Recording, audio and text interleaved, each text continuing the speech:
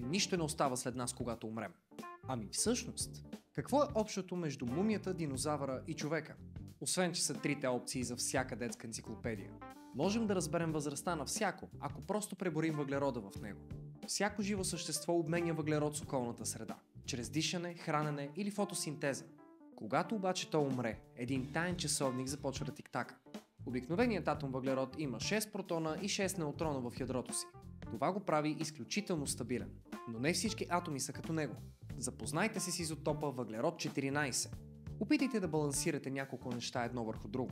В началото е лесно, но рано или късно кулата ще иска да се стабилизира, или най-просто казано, да падне. Когато добавим неутрони към едно стабилно ядро, то също като кулата иска да се успокои и разпадне. За целта излъчва частици, които ние засичаме и наричаме радиоактивност. Но какво ни интересува това? Освен, че тези и други знания по химия и история може да получите от уроците на нашите партньори от Уча се. Много! Време е да представим периода на полуразпад. Това е времето, за което половината от радиоактивните ядра на едно тяло се, разпадат. За въглерод 14 този период е 5700 години.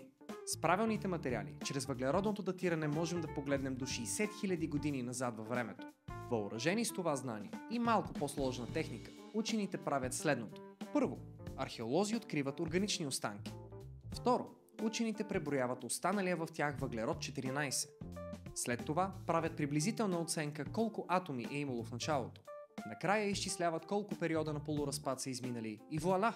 Вече знаем възрастта на... каквото и да е това.